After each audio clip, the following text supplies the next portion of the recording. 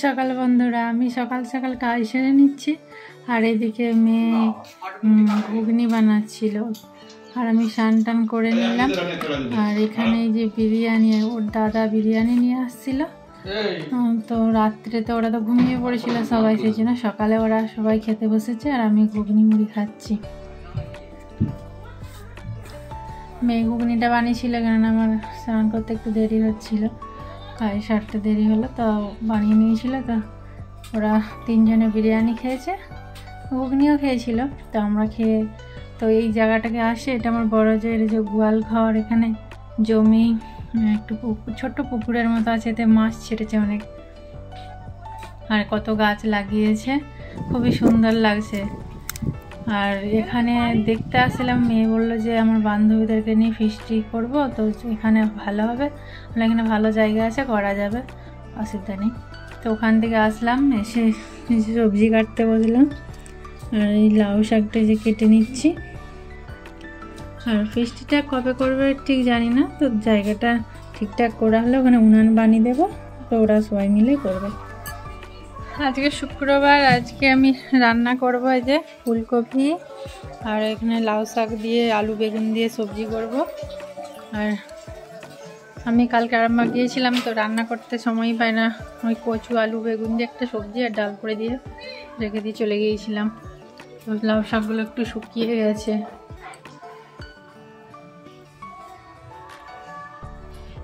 সবজি কাটা হয়ে গেছে, আমি এগুলোকে ধুয়ে নিয়ে 10:30 বাজছে, এখনো ভাত বসানো হয় না। এখন ভাতটা বসাবো, জ্বালানিগুলো যেখানে রাখা আছে ওখান থেকে নিয়ে আসি, ওপরে পাটকাঠি আছে সেগুলো ওপর থেকে নিয়ে আসি, নিয়ে আসার পর ভাতটা বসাবো। অনেক বেলা হয়ে গেছে। আর পান গাছগুলো দেখো, পান গাছগুলো সব কেটে ওইদিকে ফেলে দিয়েছিলাম, আবার বড় বড় হয়ে গেছে, সব আবার এইদিকে ঝেঁকে চলে আসছে।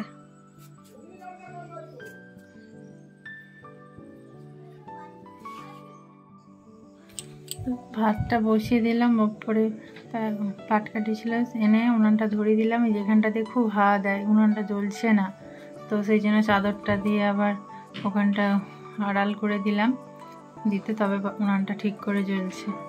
তো ভাত বসিয়ে দিয়ে যে ছোট ছোট পেঁয়াজগুলো না খুব মিষ্টি, এগুলো খুব খেতে ভালো লাগে, তো এগুলো ছিল, পেঁয়াজ শেষ হয়েই গেছে, ওটাই ছিল, তো ওগুলো কেটে নিলাম, দিয়ে লাউ শাকের সবজিটা বসিয়ে দিলাম। আর কপিটা পেঁয়াজ রসুন দিয়ে ঝোল করেছি, মাংসের ঝোলের মতনই হয়েছিল, খুব ভালোই লাগছিল।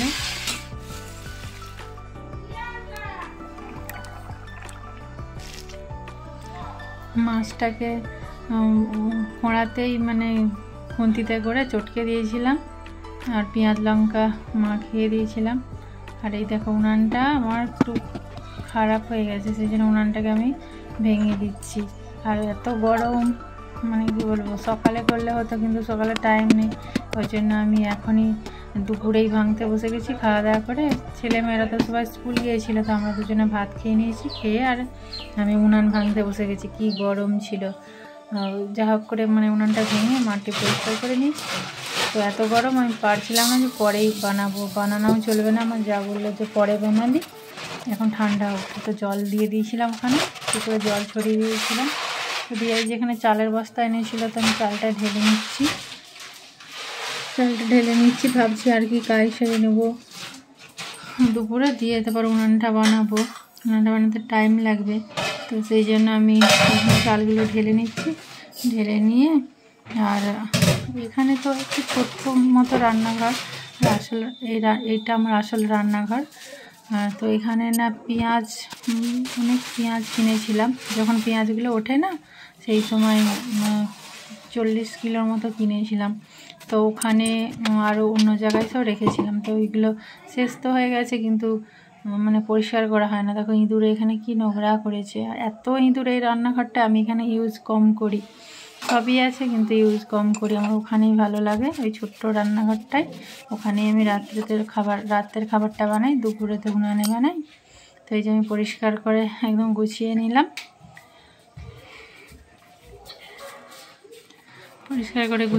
এখানে ইঁদুরের এত অত্যাচার, সকালকে দেখবো আবার নোংরা করে দিয়েছে। দিয়ে উপরে আসলাম। তো উপরে আধ ঘন্টা একটু রেস্ট করলাম, একটা যা এসেছিলো তার সাথে একটু গল্প করলাম, করে দুয়ার ঘরগুলো সব ঝাড়ু লাগিয়ে নিচ্ছি। ঝাড়ুটা লাগিয়ে রুমটা আর একটু দুয়ারটা একটু মুছে নিয়েছিলাম।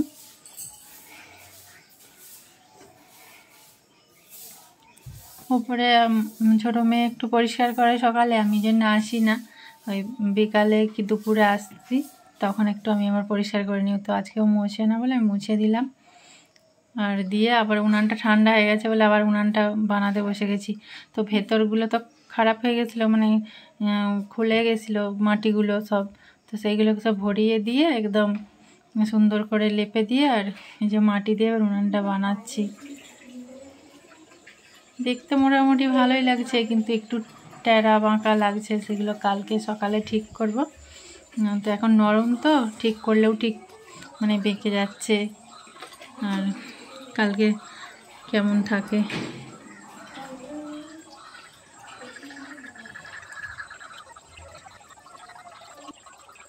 উনানটা বানিয়ে নিয়ে তারপর এখানটা না সুন্দর করে নাতা দিয়ে দিলাম মাটি দিয়ে, সুন্দর লাগছে একদম। তো ভালো করে যে নাতা দিয়ে নিচ্ছি।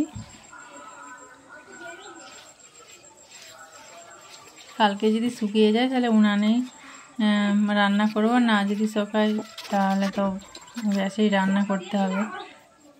আর উনানে দুপুরে রান্না করি না, তো করলে আমার গ্যাসে রান্না করতে ভালো লাগে না। তো উনানটা বানাতে বানাতে সন্ধে হয়েই আসছে, 5টায় বাজতে যায়। তো আমি তারপর জল ভরে নিলাম, একটু জল ছিল না। 6:30, আর আমি একটু এই বসলাম, আর মা ফোন করছিল, মায়ের সাথে একটু কথা বলে নিলাম। তো নিয়ে আবার রাতের খাবার বানাতে হবে, রুটি বানাতে হবে। আর দুপুরের ভাত আছে, ছেলেমেয়েরা ভাত খাবে, এখন একটু অল্প করে মুড়ি খেয়েছে ভাই বোনে, পরে ভাত খাবে বলেছে। আর রাত্রিতে গরম ভাতের জন্য করি না, ভাত হবে, আবার ওর বাবার জন্য রুটি হবে ডবল, ভালো লাগে না, ওই জন্য দুপুরে চাল নিয়ে নিচ্ছি বেশি করে একটু। তো ভাই ওদের 3 জনের ভাত হয়ে যাবে, আর আমাদের জন্য রুটি করব। তো রুটি করার জন্য রোজ সবজিও বানাতে হয়, রুটি নালে কি দিয়ে খাওয়া হবে।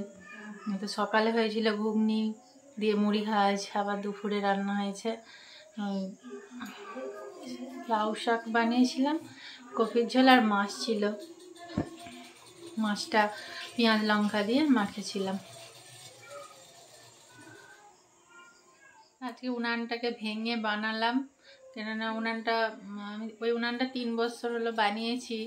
তো উনানটা এর মধ্যে একবারই ভেঙে বানিয়েছিলাম, মানে মাটিগুলো তো সব খারাপ হয়ে যায় না উনানে পুড়ে পুড়ে। তো আবার আজকে ওটা ভেঙে বানালাম। ওই যে আমাদের মাটির বাড়িটা ভাঙলো না, তো ওখান থেকে মাটি নিয়ে আসে উনানটা বানিয়েছি। মানে অতটা আগের মতো সুন্দর বানাতে পারি না, তো যা হয়েছে আজকে থাক, দেখি কালকে কি করা যায়। ওটাকে আবার একটু ভালো করে শেপ দিতে হবে, তো কালকে আর উনানে রান্না হবে কিনা জানি না। আমার যা আরে উনান বানালে তো এই বানাচ্ছে, একটু পরেই রান্না বসিয়ে দিচ্ছে, আর আমাকে ভয় লাগে খারাপ হয়ে যাবে কোথায়। তো কালকে দেখি কি হয়। সন্ধে হয়ে গেল উনানটা বানাতে, তারপর জল টল ভরে নিয়ে আর এই সন্ধে দিলাম, দিয়ে একটু এই বসেছি। তো আজকের মতো ভিডিওটা এখান পর্যন্তই, দেখা হচ্ছে আবার পরের ভিডিও। তারপর রুটি আর এসব বানাবো। টাটা।